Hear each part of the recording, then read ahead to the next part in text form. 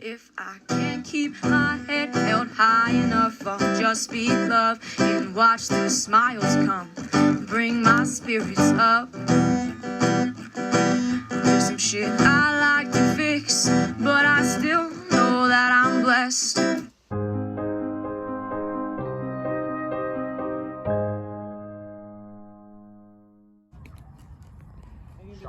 Sorry it's dark. And my sister just shared with me this basketball here, and I'll show you the other part. At this beautiful park we're walking in, outside the outskirts of Nevada, Vegas. This giant queue, let me get better perspective,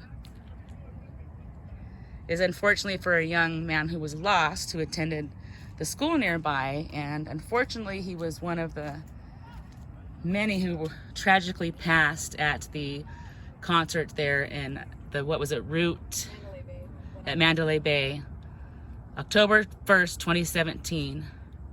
And this young man lost his life, so they do tribute him here, and there's also a tribute on the mountain. I'll see that in daylight, I guess.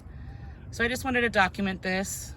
We always remember the people that are lost. I'll put this on the memory list. Rest in peace, Quinton. Q, he went by Q. Born and raised. It's very sad. We, of course, all remember that horrific day, October 1st, 2017, when a POS madman murdered 61 people, including 2 of which didn't pass away till the year 2019 and 2020, but from injuries resulting in this incident. He injured over 500 people, and thankfully, he ended his own life. I'm not going to talk about that monster or even name him here. He doesn't deserve any credit. Here's pictures of the reality of this tragic day in American history. My regional manager at the time was also at that concert. She ended up being trapped amongst the dying. And it was quite a horrific story that she had to tell. Even survivors are forever affected by this tragedy. People were enjoying the Route 91 Harvest Music Festival on the Las Vegas Strip. The cowardly shooter fired over 1,000 rounds from the 32nd floor of his suites in the Mandalay Bay Hotel.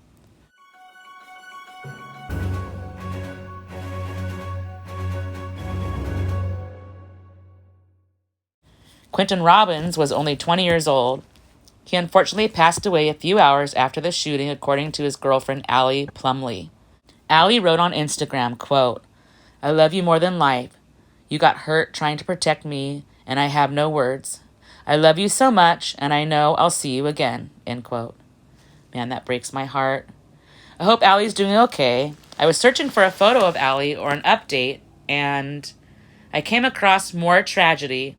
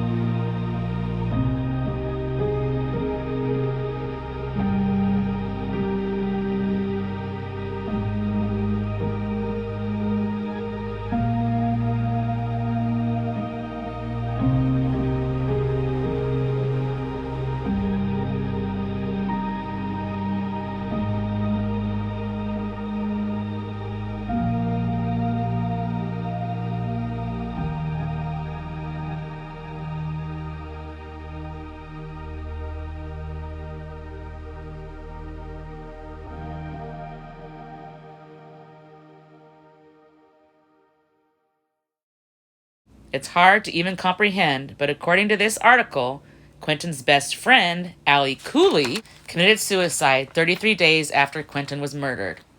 So much pain, so much lingering agony.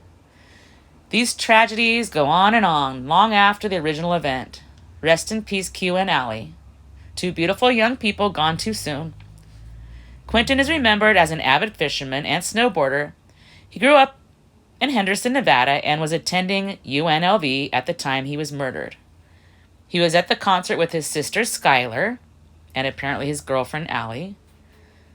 Skylar laid with him all night at the hospital, and here's a message to her brother. She says, quote, "You made me feel so at peace, and I know you are with me," end quote.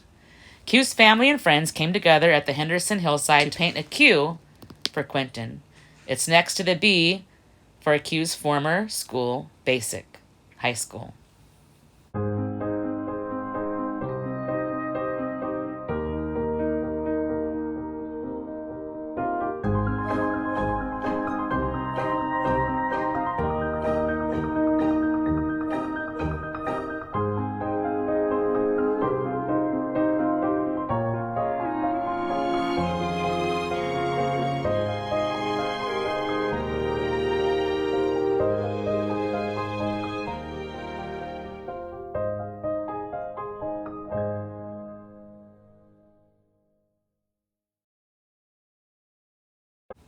A judge announced on September 30th, 2020, one day before the 3-year anniversary of the shooting, that there would be a settlement for over 4,000 people.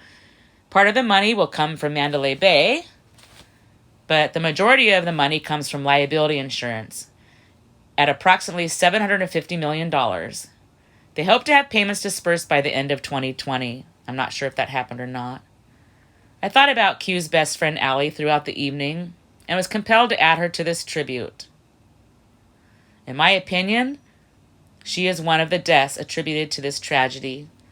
She was born June 10th, 1998 in Henderson, Nevada, a local girl.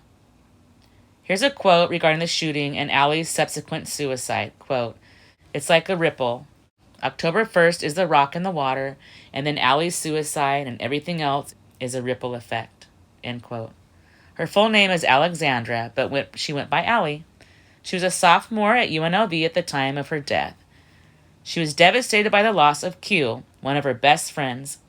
Ally's mom, Lynette, shared that the family was on vacation in Utah, and Ally's mom recalls being woke up by Ally's screams of bloody murder, that Q had been shot.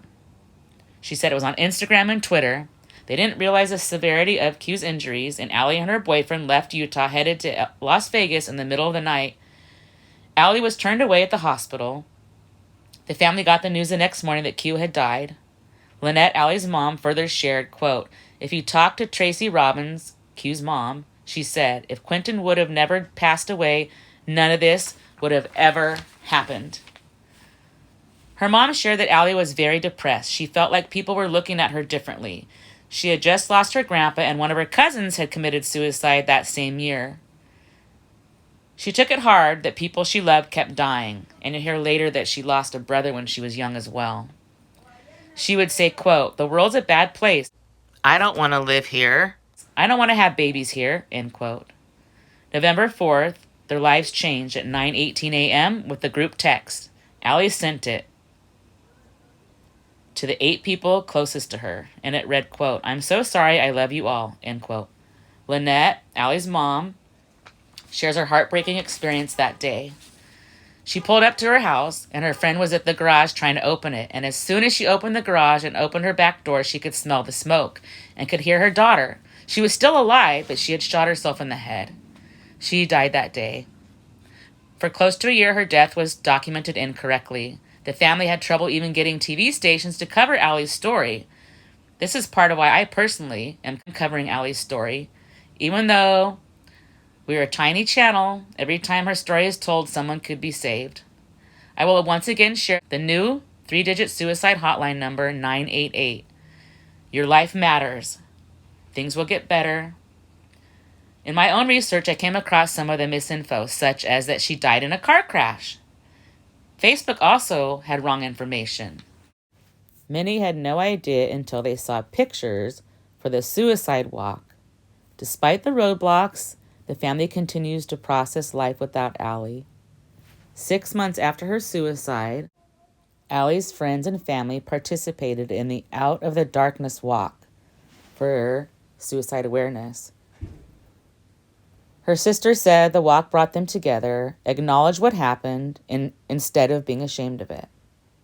Lynette, Ally's mom, points out 1,400 people attended with zero media coverage. 45,000 people committed suicide that year with zero coverage. Nevada ranks 5th in the nation for suicide. They're trying to raise awareness, unlike the media, and the family continues their efforts for suicide awareness with little media support. Lynette fell into a depression herself, she said. She felt that nobody gave a beep. Ally's sister, Alyssa, talks about the stigma that comes with suicide. They assume that the person hated their lives and that they must have been so sad. I have to share my best friend witnessed her long-term partner in his life right in front of her. And I can relate to much of what Ally's family has shared here. The stigma, the shame, the false understandings. And the sooner we stop all that, the sooner we can prevent some suicides. The effects are devastating and last a lifetime for those that are left behind. Ally mentioned a wonderful childhood in her letter. Ally graduated with honors and was an active member of the Alpha Delta Pi sorority at UNLV. She worked for the city of Henderson, and she was kind, compassionate, and she had a beautiful soul. She was thoughtful and loved deeply. She was dorky and liked to goof around. She had a fun-loving spirit and quickly connected with people. She was easy to love and will be greatly missed. She's survived by a large family, and her brother Christopher Cooley preceded her in death at 25 years old back in 2008. Ally was just a young girl when her brother died. Before I end this episode, here's a little more on Q. He was the oldest of 3 siblings. He was born March 2nd, 1997 in Henderson, Nevada. He was a multi-sport athlete, outdoorsman, and had a passion for golf. He graduated from basic high school in 2015, where he played basketball and golf. He studied biochemistry at UNLV, and he worked as a lead rec assistant for the city of Henderson. He coached his little brother's flag football team, too. He was LDS and spent every Sunday with his family. He had many long-term friends, and they took trips together and were always laughing. His bosses bragged about him. He was promoted 2 times and had a passion, they said. He was not just a coworker, he was a friend to many. He was a coach to 5-year-olds who he taught t-ball. He was a gentle coach and very well respected. Q's aunt shares that he had health problems as well, but lived life to its fullest. Rest in peace, Q and Ally.